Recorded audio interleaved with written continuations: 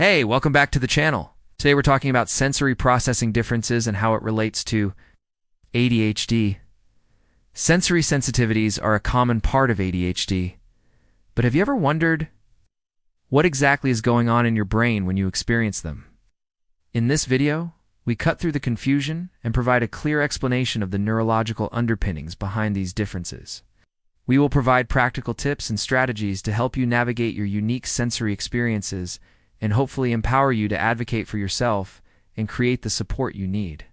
Before we jump in, please make sure you're subscribed. If you find this video helpful, please hit the thumbs up button. It really helps us reach more people. First, let's break down what sensory processing actually is. Sensory processing is how our brain receives, interprets, and responds to information from our senses like touch, sound, smell, taste, and movement. For example, imagine you're outside enjoying a picnic. You hear birds tweeting, feel the sun on your skin, see the green grass and trees, smell the fresh air, and taste your sandwich. All these sensations are being received by your sensory systems and sent to your brain. Normally, our brains automatically filter and organize this massive amount of incoming information. This is called sensory modulation. It allows us to focus on what's important at the time, like enjoying a conversation while still being aware of your surroundings, and tune out what isn't.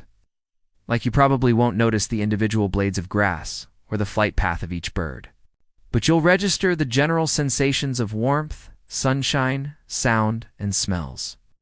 But for individuals with ADHD, sensory modulation can be off balance. So how does sensory processing relate to ADHD? Well, ADHD is a disorder marked by an ongoing pattern of inattention or hyperactivity that interferes with functioning and development. Now that sounds pretty vague, right? Well, both terms, sensory processing and ADHD, are actually umbrellas covering various conditions. When we talk about sensory processing, we mean several senses, not just one. And ADHD can refer to either the primarily inattentive type, the hyperactive type, or the combined type. So there are many combinations of senses involved and types of ADHD that could influence how someone processes their environment. But generally speaking, people with ADHD have trouble with executive function. Executive function is a set of skills that help us plan, focus, remember, and regulate. It's like the manager of a team. It keeps everything running smoothly. So when executive function is off, things get missed or not completed, and distractions take over. In ADHD, differences in brain areas like the prefrontal cortex and the amygdala affect how sensory input is handled. The prefrontal cortex is responsible for things like planning, decision-making, and attention. And the amygdala is responsible for processing emotions and sensory alerts. These two areas are kind of like the manager and the alarm system of the brain, if you will. But when there are differences in these areas, it's like having a distracted manager and a hyperactive alarm system. This means the brain may overreact to some sensory inputs or not react enough to other inputs. This can make everyday life pretty challenging. Here's a few examples. Imagine walking into a grocery store. Someone with ADHD might find the combination of fluorescent lights, loud noises from the speakers, and the buzz of activity overwhelming and distracting. It can feel like a constant barrage of sensory information, making it hard to focus on just one thing, like picking out ingredients for a recipe. That person might also struggle to ignore the itchy tag on their shirt, or the feeling of the cart's handle digging into their hand. Or maybe the smell of freshly baked bread from the bakery section triggers a sudden burst of energy and impulsivity, leading them to grab a loaf without meaning to. Sounds may feel louder than to others. Tags on clothing may feel unbearable. Bright lights or cluttered spaces might trigger discomfort or distraction. Certain textures, like the feel of grass or the sound of crunching leaves, might be especially appealing or irritating. It's not just being too sensitive. It's a different way of experiencing the world. If you've made it this far, thank you so much. Your support really means a lot. Now let's move on to how these differences impact daily life. Just like in the last example with the grocery store, sensory issues related to ADHD can make daily tasks challenging. These challenges can lead to trouble with focus and concentration. The constant distraction of uncomfortable or overstimulating sensations can make it difficult to stay on task or complete projects. You might find yourself easily sidetracked by something as simple as a buzzing light or background noise. It can be frustrating and make everyday tasks feel overwhelming. These challenges can also lead to emotional and behavioral symptoms. The frustration of dealing with uncomfortable sensory input, coupled with the challenges of executive function, can lead to emotional outbursts or reactions. It's not that you can't control your emotions. It's that your brain is reacting to stimuli in a way that makes it hard to stay calm and focused. And this can cause problems with socialization. Social situations often involve a lot of sensory input, like seeing lots of people, hearing multiple conversations, and feeling the close proximity of others. This can be very overwhelming and exhausting for someone with ADHD and sensory sensitivities.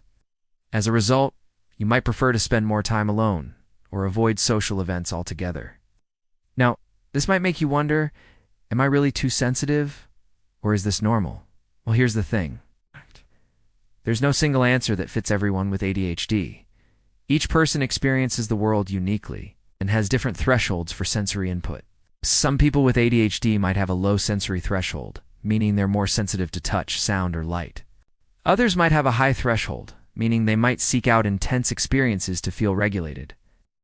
It's like some people love roller coasters, while others prefer calmer rides. But here's what's important to remember. Being different isn't being broken. What you're experiencing is valid. And understanding why it happens can help you navigate it better. Well, the first step is to create sensory-friendly environments whenever possible. This might mean wearing comfortable clothing, dimming the lights, using natural scents, or playing calming music. Next, identify your triggers. Keep a log of when you feel overwhelmed and look for patterns. This can help you predict and better prepare for these moments. Also, build in movement breaks. Regular movement can help regulate your sensory input and allow you to return to tasks feeling refreshed, and use tactile tools. Fidget toys, soft fabrics, or weighted blankets can help ground you in the moment and reduce anxiety. And finally, seek professional guidance. Occupational therapists and sensory specialists can provide personalized strategies and tools to manage your sensory experiences. Remember, self-awareness is key.